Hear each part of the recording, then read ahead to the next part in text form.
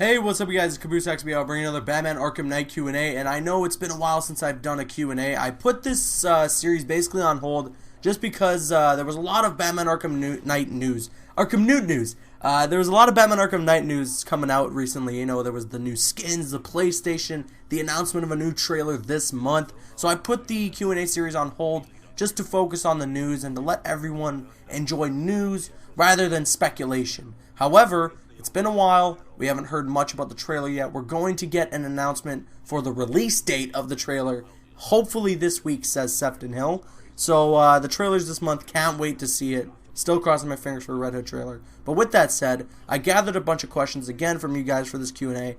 Lots of Instagram questions. And let's get started. First question, not an Instagram question. It's coming from YouTube, and it's from Steven Nesbitt. And he goes, Caboose, do you think that the limited edition statue misprint could actually symbolize the end of the Arkham series? Think about it. Batman gives up the cowl and leaves Gotham City would be the perfect way to end the Arkham series. Like at the end of Arkham Knight, Batman is forced to kill the Arkham Knight. And in killing the Arkham Knight, Batman realizes he's not the superhero Gotham City truly does deserve and fakes his death, like at the end of The Dark Knight Rises. In doing so, Rocksteady could have a climactic ending and end the series for good. P.S. Love the vids. Keep up the good work.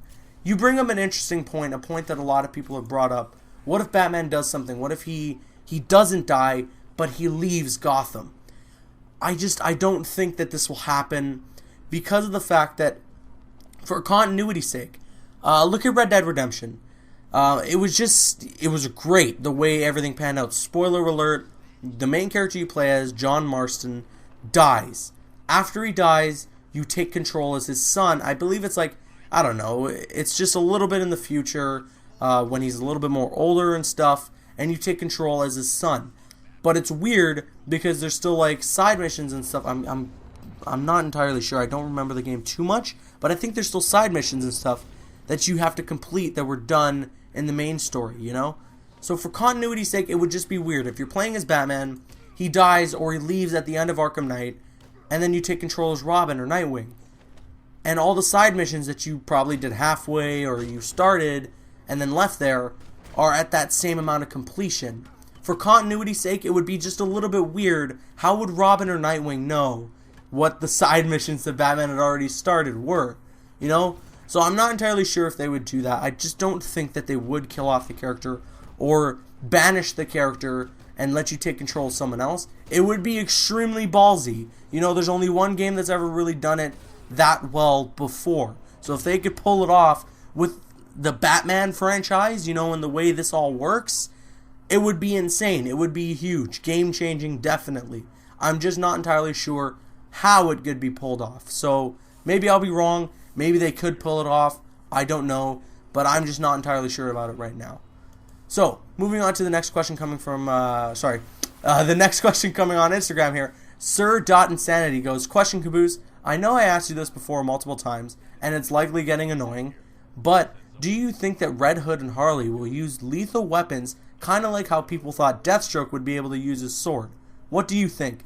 Keep being a badass. Thank you very much, Sir Insanity. And to answer your question, yes, I think with the M rating now, and some of the descriptions that we got in the ESRB, just like their ESRB description for why the game was rated M, it's pretty much confirmed at this point that characters like Harley Quinn and Red Hood will use lethal weaponry.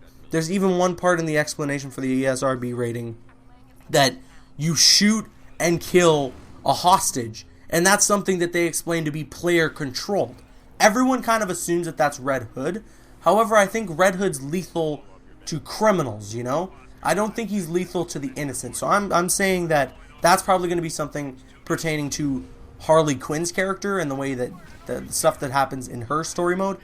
But I do think that as Red Hood, you will be killing people. You know, we heard a while back, there's these rumors about this no cape, no cowl, no code trailer where Red Hood was killing people, was shooting people, snapping necks, giving these one-liners and killing people. It sounded amazing, and I'm really hoping that's the trailer we're getting this month.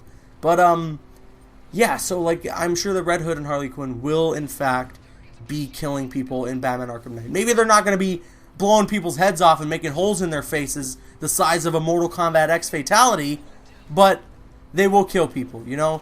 because I don't think that they made this game to be this gruesome, bloody, brutal, just absolutely horrifying game, but there are elements like that within it, you know? So yeah, I think with the game being rated M, characters like Harley and Red Hood will use lethal weaponry. Moving on to the next question, also coming from Instagram, and this is from Jay Slot, and he goes, "Hey Caboose, I'm sure you've seen this already, but on the back of the case of Red Hood's action figure, it says his identity is unknown. Do you think that they might have him be someone new, or still introduce him as Jason Todd? Keep up the awesome work." Thank you very much, Jay Slot. And to answer your question, a lot of people came up to me about this on Twitter and here on Instagram as well. I think it really means nothing. I think that the fact that his name being unknown on the back means absolutely nothing. And I'm going to explain it here.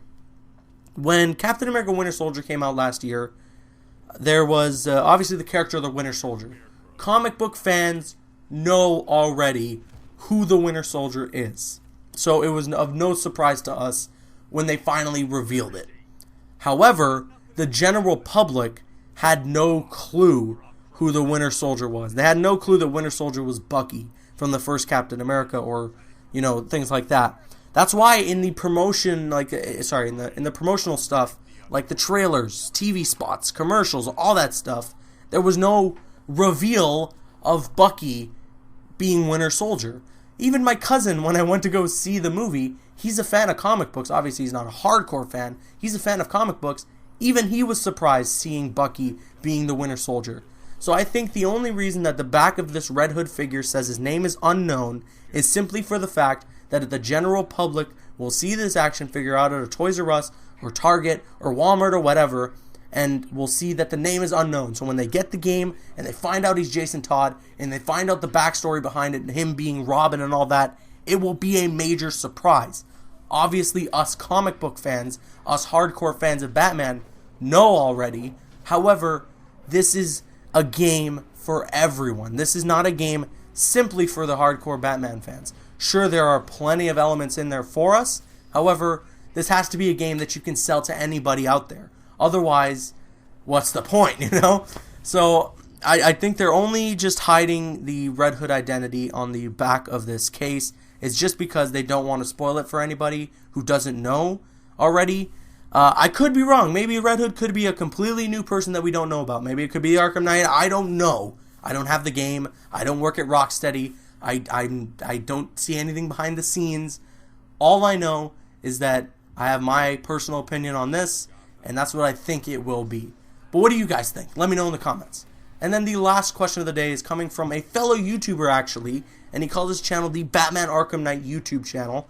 Covers all sorts of stuff like I do, trailers, news, all kinds of stuff, posts very frequently, so you can go check him out if you'd like. And he asked me very personally in Twitter DMs going, in your opinion, did Rocksteady add Firefly in the game just to prove Arkham Origins haters that WB Montreal's work is canon, or just because he's actually part of the trilogy, since he was referenced? Since he was referenced in Arkham City. Now, to answer your question, I think Rocksteady put him in the game for their own reason. I don't think that there was anything they had to prove. I think the only reason that he looks like he does, like similarly to how his character was in Arkham Origins, is because of the fact that they want to keep that continuity. They didn't put him in the game because they said, you know, a lot of people hated Arkham Origins. Maybe we should put this guy in the game just to silence some people. I think that they put him in the game for their own reason, because something in the story or side missions just meshed well with that character being there in that spot, in that position, you know? These games are perfectly crafted to a T. I don't think they do anything simply for the fact of shutting people up. They do what they want, what's right for the story, and if Firefly being in the game was right for the story, then that's how they do it, you know? But thank you very much for the question. Thank you everyone else for the questions. Please keep sending them in. Let me know what your thoughts were on all these questions in the comment section below. I'm CaboosXBL. Please follow me on Instagram and Twitter, and like me on Facebook. Those links are in the description. Like, favorite, comment, and subscribe. See you guys later.